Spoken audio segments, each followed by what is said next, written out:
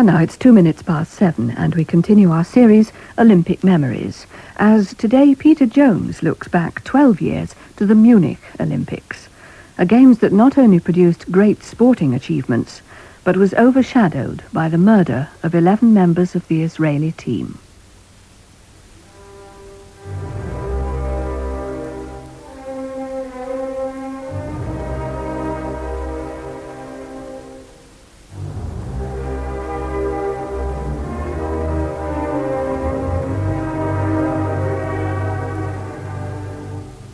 Today is a day of unspeakable sorrow for us, a festival which seemed to be running so smoothly and which until yesterday had so clearly expressed people's longing for understanding, happiness, and peace, has been blatantly put in question by human crime. But even in the world of crime, there are still taboos.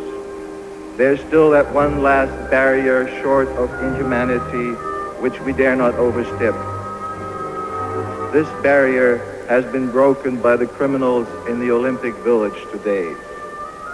They broke into this beautiful, great festival of the peoples of this earth, and they committed murder.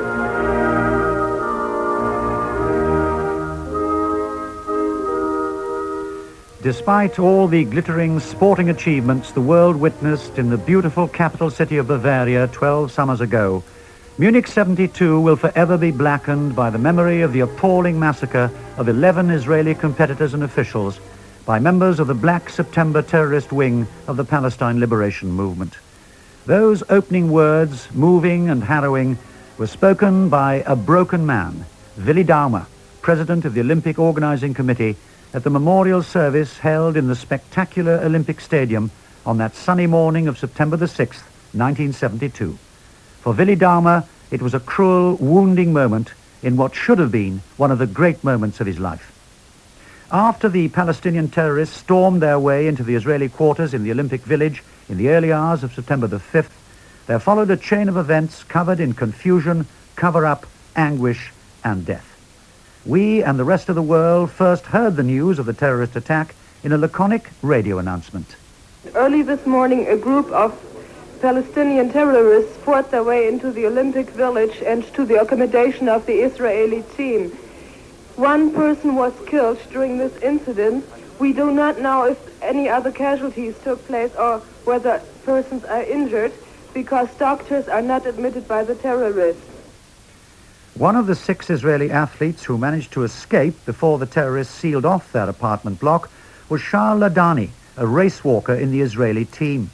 Now professor of industrial engineering at the Ben Gurion University, he recalls with some irony how the German authorities had deliberately soft-pedaled on overt security in the Olympic Village in an attempt to foster an atmosphere of friendship in sporting competition among the nations.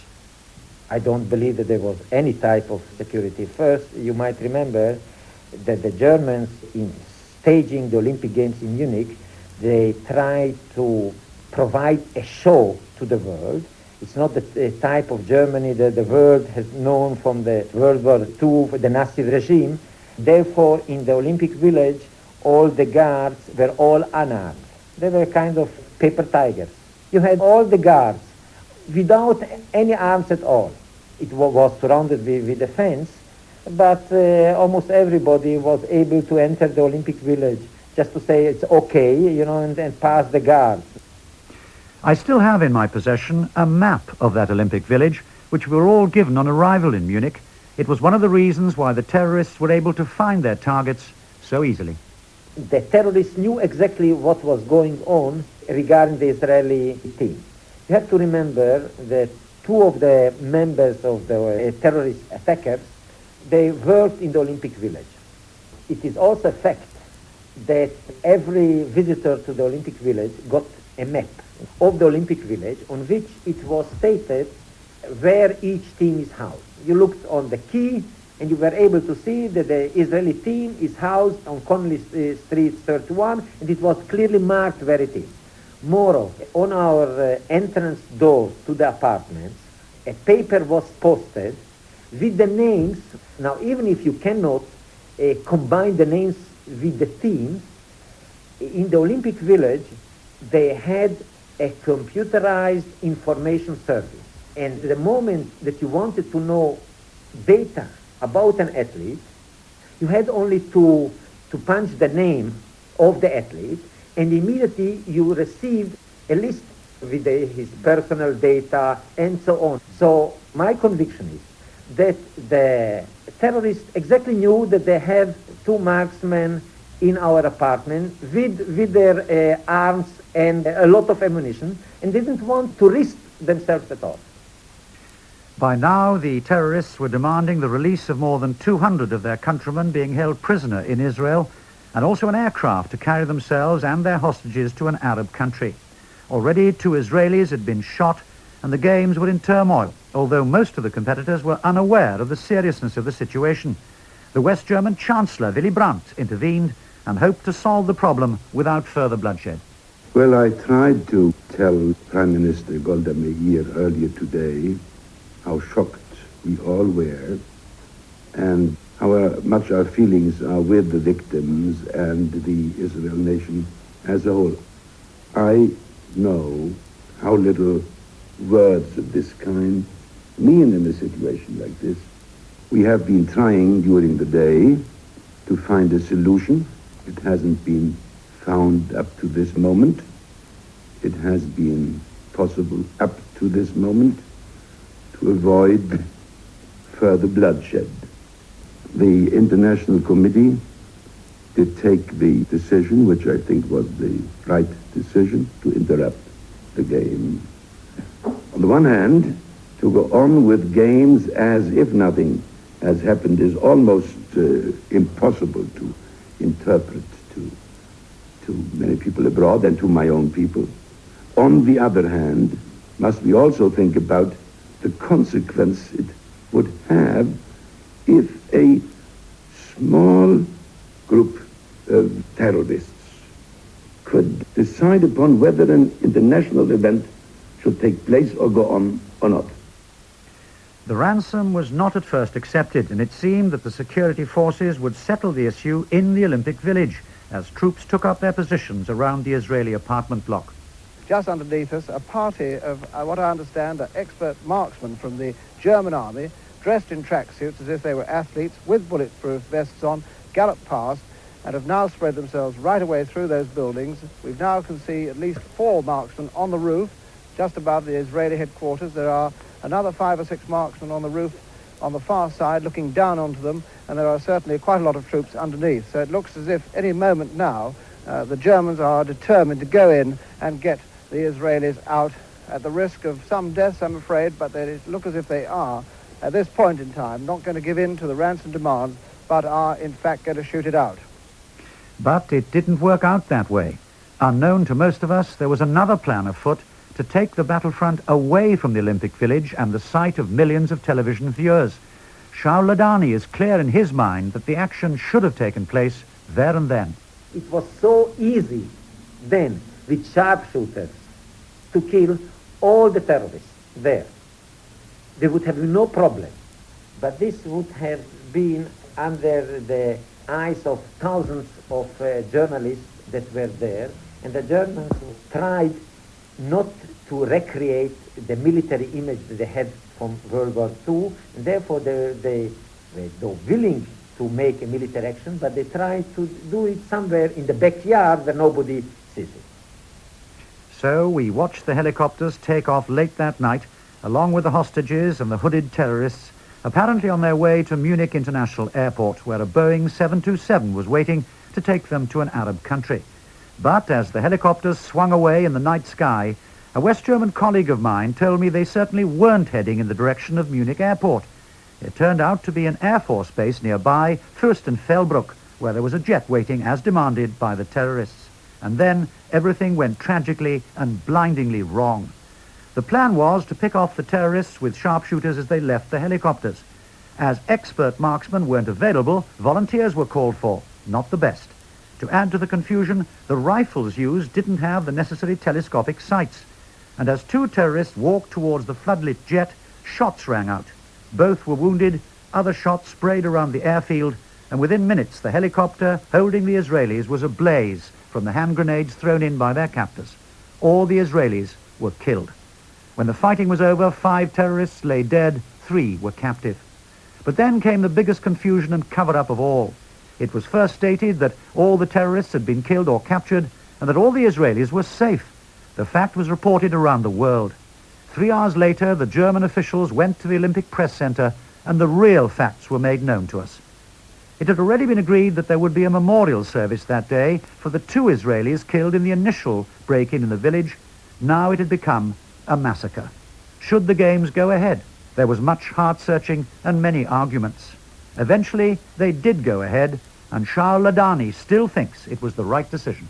I haven't changed my views according to the Olympic Games. Maybe because I was an athlete and I remained an athlete. Even at that time, I was a single minority in the Israeli team. The Israeli team got an order from the Prime Minister that they should immediately come back. A day and a half later on, after that, there was a memorial ceremony in the Olympic Stadium. And the following day, with the 11 coffins, we all returned to Israel. I argued then, prior to returning, that A, we should not return, and B, if we do return, at least a representative should stay there with the flag, which should be decorated in black, so that at least the flag should remain there in the closing ceremony. I also argued against the demand which was put forward by the Israeli government and the Israeli Olympic Committee to cancel the rest of the Olympic Games. I was looking on the side of the athletes. Because of these vandals or terrorists, we should not punish them. Of course, the Olympic Games have been tarnished. What I mean, there's a kind of a shadow of it because of this tragedy. I don't believe that ever the Olympic Games will remain the same. The Olympic flame then was kept burning. The Olympics survived, and we were able to look back at outstanding achievements by some of the 7,000 competitors who took part in the 21 different sports. None gave us more genuine delight and lasting pride than the performance of the smiling young lady from Belfast, Mary Peters. She was competing against the best in the world in that most grueling of events, the pentathlon, and everything depended on the last event, the 200 meters. How did she feel as she came out onto the track that final day? I think the strangest thing was when I walked into the stadium, there was a little deep walkway around the track, and I could hear my name being shouted, and that had never happened to me before, except on the previous evening when I'd been high jumping. Of all the competitions that I'd competed in throughout the world, nobody had ever recognized me, and here was I center stage and people wanting me to do well and watching me. And I heard a voice from the very back of the stadium, and I recognized it as somebody that I knew from the north of England, and he was waving his tracksuit top at me. And even in the emotion of the moment and knowing that I had to concentrate on the final event to know that I would win, I could recognize somebody in the crowd and wave to them, but still felt the tears burning on my cheeks of fear before I got on my marks for the race. Peters staying well at the moment. Peters making her way up one angle over. Now come on, Mary, you need the run of your lifetime. Keep on going. Rosendahl on the outside. Pollack is going well, but she's only a yard clear. Mary, come on. You've got 2 yards to make. Rosendahl hits the tape first. Butler second. Pollack third. Peters fourth, but is it enough? 24 flat. Unofficially, we've got Mary Peters at. But it's Heidi Rosendahl looking at the scoreboard to see that she's got 22.96. Mary Peters, no competitor really has to suffer such agonies as these athletes. And Wilson with Mary Peters. She's waiting for her time. The other 3 are up. 24.08. She may have done it. She just doesn't know whether she's done it or not. 4.801 unofficially, and we make it that Mary Peters has beaten Rosendahl and the rest for the gold medal, but again it must be checked. But Rosendahl too believes that the girl from Belfast has got the gold medal with a world record. Well, the result went up, the stadium exploded. I remember you put your arms round Heidi Rosendahl. Can you remember what you said, Mary? I've done it. I had done it. I knew that it was probably my last Olympics, and I wanted it more than anything I'd ever wanted in my life. And I think that I had gone there with the most positive attitude that I was going to win, and if I hadn't, I would have been heartbroken. Well, then the medal ceremony, what was your feeling then? Oh, tremendous pride, and knowing that having come from Northern Ireland and so much sad publicity that we'd had over the previous couple of years, that I was standing there representing home, and that I was the happiest girl in the world that night. Well, a final point, Mary. For you, Munich means the gold medal, but what are your general impressions now of those 1972 Olympics, looking back over the years? I remember very sadly the murder of the Israeli athletes.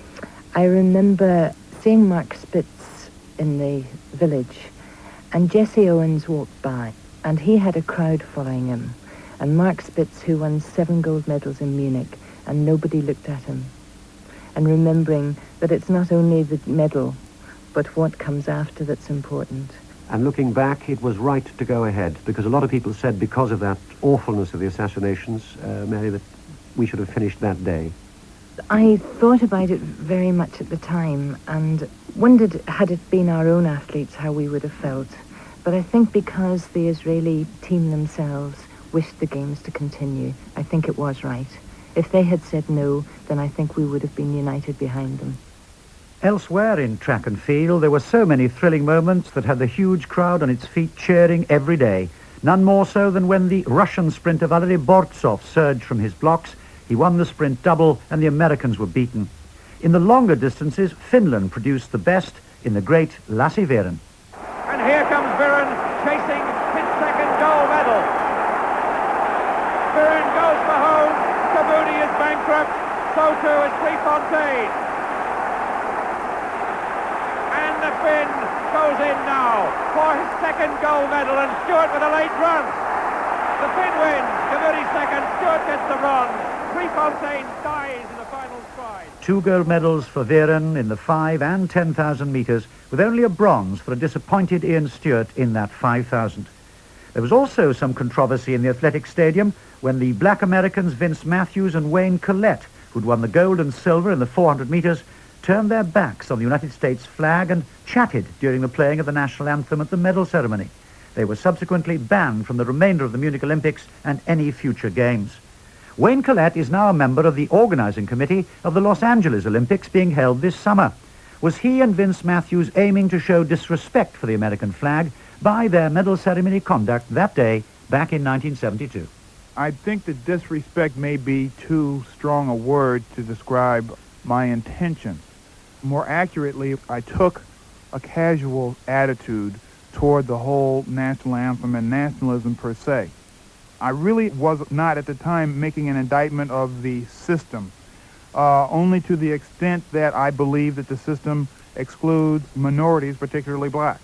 At no point at any time did I make any statement anti the Olympic Games. The Olympics is one of the most important things that goes on in the world, and I'm very pro-Olympics. So the fact that I'm working for the Los Angeles Olympic Organizing Committee is not at all inconsistent with my view then. I mean, I have always been a big booster and proponent of the Olympic Games. There'd already been controversy at the start of the Munich Olympics when the black African countries had insisted on the banning of Rhodesia from the Games for political reasons. The retiring president of the IOC, Avery Brundage, spoke out strongly, and as it turned out quite inadvisedly, during the memorial service for the Israelis about what he called naked political blackmail. And to this day, Wayne Collette thinks this Brundage philosophy may have contributed to the reasons why he and Vince Matthews, who'd backed the black African countries over the Rhodesian question, were banned from future Olympics. But looking back now, what was Wayne Collette's view of the Israeli massacre? I was totally disgusted that the Olympics was taken hostage by that act. And to that point, it was unthinkable that someone would attack the games like that. You know, that issue is so devastating that there aren't words to describe how I feel about the whole concept of terrorism in the Olympic Games. At the time, I really wanted the games to end. I wanted them to just fold up the tent and everybody go home and try it again in 4 years. But fortunately, cooler heads in mind prevailed, the games went on. And I think that is important that the games went on, because we really can't be held hostage by terrorists. Well, because Collette and Matthews were banned with the subsequent loss to the American relay team, it gave Great Britain a great opportunity for a medal in the 4x400 metres relay. They took it and won a silver. But amongst all the achievements and medal winners in track and field, there was one moment that brought a little fun and laughter to the games. It came at the end of the marathon. The crowd are now getting up as one body. Frank Shorter of the United States is in the stadium, but I don't think it's Frank Shorter. I don't think it's Frank Shorter. Peter Hildreth, can you confirm that? He's not wearing a number. He's not wearing a number. He's not a marathon runner. I don't think this man is in the marathon. I think this is a hoax. I think so too. This is most interesting. He's wearing a number 72 on his back, but I don't think that he's in the race, because we haven't seen a number 72 in the entire race. I think we must ignore this man. Whether or not it is a hoax, I just don't know. There is a number 71 on my program, a gentleman from Bolivia who just has not featured, and I don't think for one moment that this man who is in the stadium now running round is the winner. I think the winner is coming in now, who is Frank Shorter. I'm going out on a limb to say that Frank Shorter is the first man in the marathon. He was fifth in the 10,000. It was a splendid hoax, and the proper winner was indeed Frank Shorter. The golden boy of the Games was undoubtedly the young American swimmer Mark Spitz, who shattered all Olympic records by winning 7 gold medals, all of them in world record times. He'd been disappointing in Mexico in 1968, but he was determined and confident in Munich. I knew that my program started off with probably the event I hated the most, simply because it was the most grueling. You just can't get by the 200-meter butterfly with any sort of ease at all. And I knew that I certainly had a tremendous advantage over the rest of the field, and probably it was the easiest event to win as far as my competition was concerned. And I thought that if I could get off to a good start, that this would certainly set the stage for the remaining events. This is King Mark. This is the greatest swimmer. Mark Spitz, he's coming down the pool, and he's roared on by this great German audience. Spitz way out ahead. Let's keep a look at his time. Is he going to make a world record as well? Mark Spitz coming in now. And Spitz is going to win, and there's nothing in it for second and third between Hall and Backhout. But it's 1, 2, 3 for the United States. Spitz is first now. Hall is second now. And third is Backhout. All America. And Anita, what about the time? A new world and Olympic record of 2 minutes 0.7. So at last Mark Spitz has won his gold medal. Many experts felt that Spitz shouldn't have added to his already heavy program by competing in the 100 meters freestyle. As he recalls his reasons now, he underlines all the qualities of confidence and arrogance that made him the greatest swimmer of all time. I think the compelling reason that I really decided to swim that 100 meters freestyle was that I could have won 8 or 9 or 10 gold medals in all of events other than the 100 meters freestyle and never been considered the fastest man in the world. It's like the 100-meter dash in track and field, the fastest human. And I think that this was one of the things that was really sticking with me as to whether I'd be able to live that down for the rest of my life. I think if I had to pick one event that I could only swim, if I was forced to just swim on one event, I would have probably swum the event that was probably making me the most nervous, which was the 100 meters freestyle. And I'm just happy that I decided to go ahead and do it. When the chips were down, the world was looking, and the most amount of pressure was given to that particular event, the Olympics. And I've had no feelings of remorse in doing or attempting to do that. And I was just lucky to be successful on that one given week. In that same pool, the silver medal in the 200 metres breaststroke went to Britain's David Wilkie, later to win the gold in Montreal in 1976. Among other British successes in Munich, there was a yachting gold medal in the Flying Dutchman class with the Patterson-Davies combination, a silver for Dave Starbrook in the light heavyweight judo class, and for Anne Moore in the individual show jumping event. We also had 2 equestrian gold medals for Richard Meade in the 3-day individual event, as well as the team gold. We've looked back then at some of the great achievements in Olympic sport 12 years ago. But we end tonight where we began, with the dark shadow that still hangs over Munich 72. On a sunny September morning, 90,000 people gathered in the Olympic Stadium, along with athletes from the competing nations, to mourn the death of 11 young Israelis. It wasn't the joyful scene of a traditional closing ceremony that we'd expected. No joy here, only memories and tears, as the orchestra of the Munich Opera House played the slow movement from Beethoven's Eroica Symphony.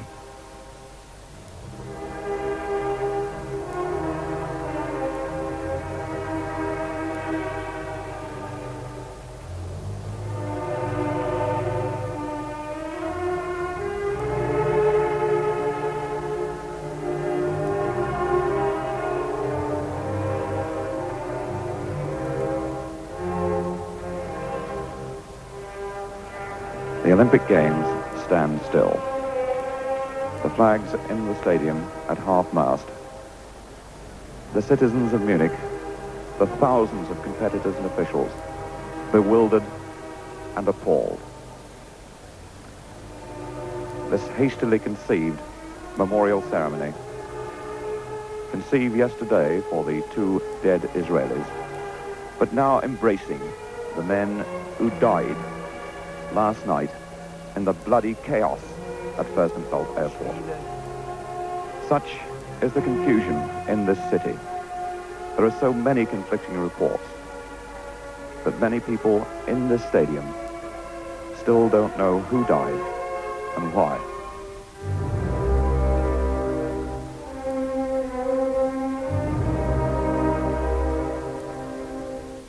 And then strong men and women silently wept as the chef d'équipe of the Israeli team, Shmuel Lalkin, simply read out the names of the 11 Israelis who'd come to Munich to compete in sport with other nations and, as the great Jesse Owens once said, to break bread with their brothers, and would do so no more.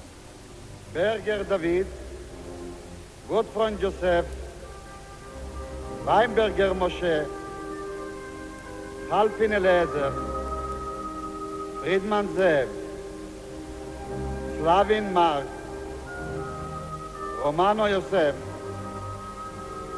Shapira Mitsu, Spitzer André, Shor Kahat, Springer Jakob.